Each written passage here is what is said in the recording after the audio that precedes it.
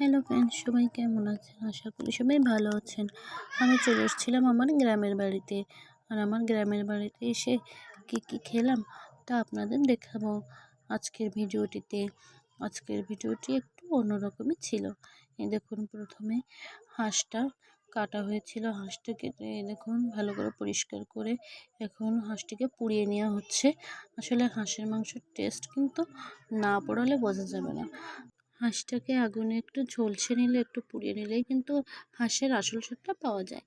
এবার হাঁসটাকে ভালো করে পুড়িয়ে তারপরে ওখানে টিউবওয়েলের জল দিয়ে ধোয়া হচ্ছে।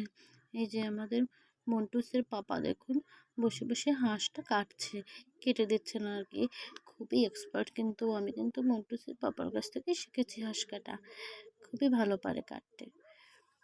দেখুন হাঁসটা কি সুন্দরভাবে ছাড়িয়ে নিচ্ছেন আর আমাকে শেখাচ্ছেন যে এইভাবে কাটতে হয়। হাঁসটা এবার কেটে নিচ্ছে ভালো করে। হাঁসটা দেখুন কিভাবে কেটে কেটে রেখেছে, পিস পিস করে রেখে দিয়েছে। এটা কোপাতে হবে। এই দেখুন এটা কুপিয়ে দিচ্ছেন আমার বড় মেসো আর কি, বড় মেসো শ্বশুর হন উনি, আমার বড় মেসো শ্বশুর। এই যে এটা কেটে দিচ্ছেন এইভাবে দা দিয়ে কুপিয়ে কুপিয়ে দিচ্ছে মাংসটাকে। আর এখানে মটরসের পাপা পিস করছে মাংস, তাহলে তাড়াতাড়ি হয়ে যাবে, সেই জন্য এভাবে মাংস কেটে কেটে রাখছেন।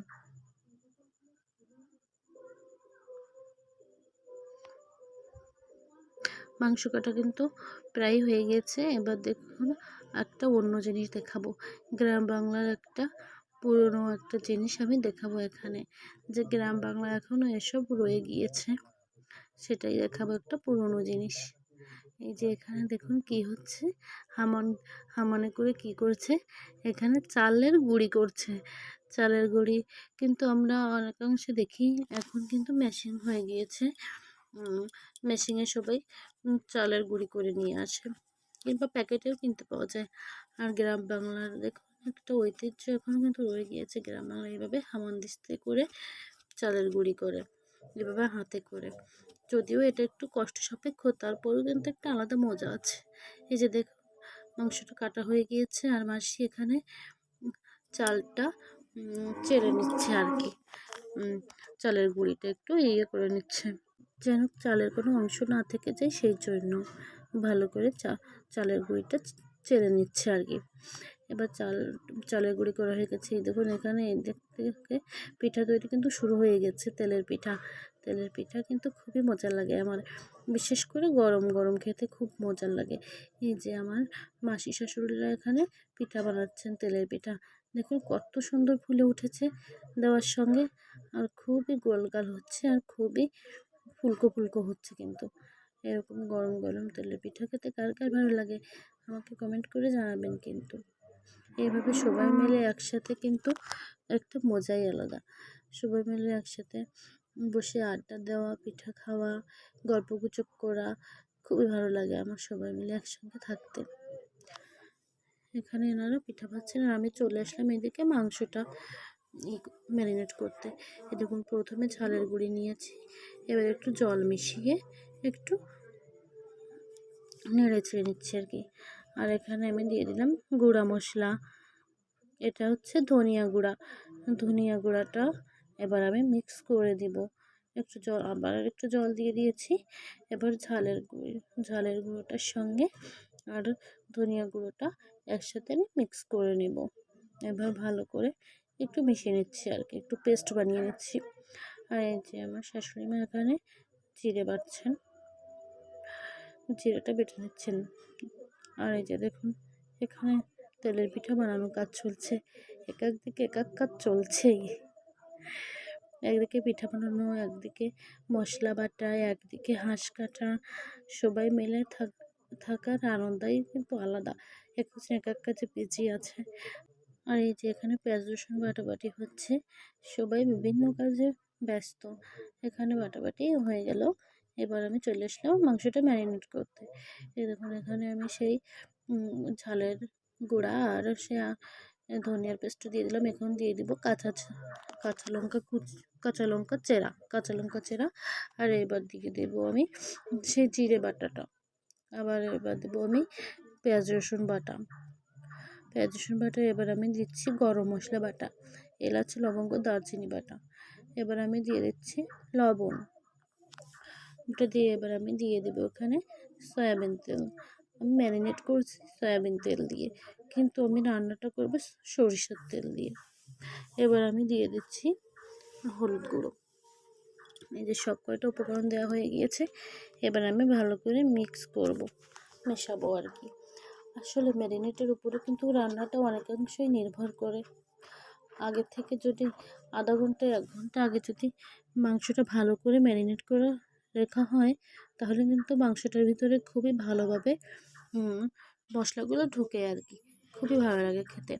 এইভাবে মাংসটা খুব সুন্দর করে ম্যারিনেট করে রেখে দিতে হবে কিছুক্ষণ। তারপর এই যে আমি রান্নাটা করব, এই যে আমি তেল দিয়ে দিলাম। তেল দিয়ে একটু নেড়ে ছেড়ে দিচ্ছি, তেজপাতা দিলাম। সব জায়গায় যেন তেলটা ভালোভাবে যায় সেই জন্য আমি দিয়ে দিচ্ছি। এবার গরম হয়ে গেলে তেলটা আমি মাংসগুলো এক এক করে দিয়ে দিব। এই যে এক এক করে দিয়ে দিচ্ছি মাংসটা কড়াইতে। কত বড় একটা গামলায় মাখা হয়েছে তাহলে বুঝুন। বড় একটা চীনা হাঁস, এটা আমাদের চীনা হাঁস, আমাদের এই পালা চীনা হাঁসটা আমার শাশুড়ি পেলেছেন আর কি। এই দেখুন মাংসটা এখন আমি কষাবো, ভালো করে নেড়ে ছেড়ে দিব ভালো করে। আসলে মাংসটা কষানোর উপরও কিন্তু টেস্টটা নির্ভর করে। মাংসটা যত ভালো করে কষাবেন খেতেও কিন্তু খুবই মজা লাগবে। মাংসটা একটু বেশি কষাতে হবে, ভালো করে ঢাকা দিয়ে দিয়ে কষাতে হবে, তাহলে মাংসতে আলাদা একটা টেস্ট আসবে, কালারও আসবে। কষানোর কিন্তু একটা কালার আছে, সেই কালারটা না আসা পর্যন্ত কিন্তু ভালোই লাগে না। এই দেখুন মাংসটা কিন্তু অনেকটাই কষানো হয়ে গেছে, দেখলে কিন্তু অনেকটাই এখনও কষানো হয়নি। এখন এখানটাতে ঢাকনি দেওয়া হবে, এটাতে ঢাকনা দেওয়া হলো। আবার কিছুক্ষণ পর ঢাকনিটা আমি তুলে নেব। এই দেখুন অনেকটা কিন্তু জল গলে গিয়েছে, অনেকটা জল গলেছে মাংসটার থেকে। এই জলেই কিন্তু মাংসটা সিদ্ধ হয়ে যাবে আর কি। এই জলটাই আমাদের ভালো করে মেরে নিতে হবে। এইভাবে নেড়ে ছেড়ে দিব ভালোভাবে, আস্তে আস্তে এইভাবে নেড়ে ছেড়ে নিতে হবে মাংসটা।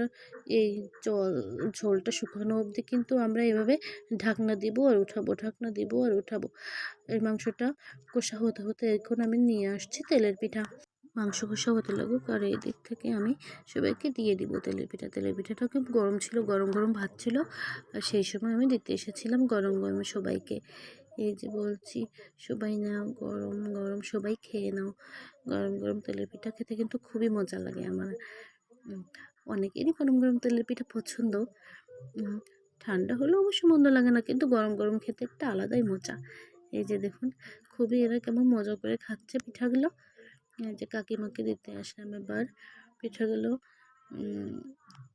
ওনারা ছিল মাসির ছেলে মেয়েরা, ওনাদের দেওয়া হয়ে গেছে, এবার ছোটদের দেওয়া হয়ে গিয়েছে, এবার বড়দেরকে দিচ্ছে। এই যে কাকা তেলের পিঠা নিচ্ছে, কাকা একটু বেছে বেছে শক্ত পিঠা নিতে চাচ্ছিল।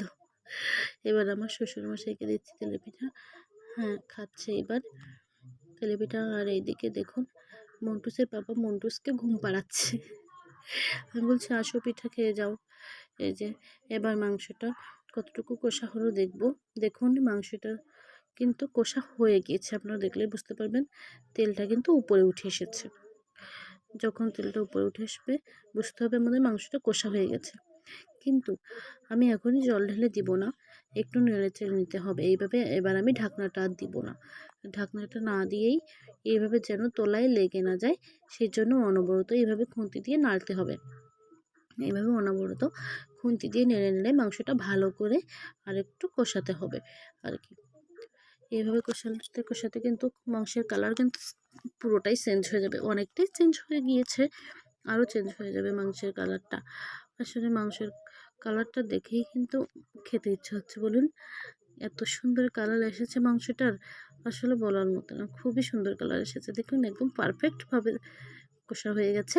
এবার আমি এটাতে জল দিয়ে দিচ্ছি।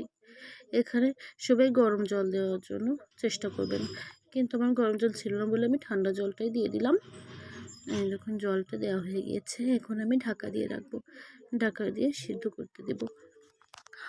চীনা হাঁস সেজন্য আমি ঢাকা দিয়ে দিয়েছিলাম, জলটা একটু বেশি লাগে হাঁসের মাংসে, সেজন্য দিয়েছিলাম। এই দেখুন ঝোল কিন্তু অনেকটাই কমে গিয়েছে, মাংসটা কিন্তু হয়েই গিয়েছে। এই দেখুন ঝোল কমে গিয়েছে অনেকটাই। আমাদের মাংসটা এইভাবে রান্না করে নিচ্ছি আমি। এই দেখুন কত সুন্দর দেখাচ্ছে, কালারটা দেখলেই আপনারা বুঝতে পারবেন যে মাংসটা কত সুন্দর হয়েছিল। দেখেই কিন্তু জিভে জল চলে আসছে। তো আমার আজকের ভিডিওটি এ পর্যন্তই। সবাই ভালো থাকবেন, সুস্থ থাকবেন। ধন্যবাদ সবাইকে।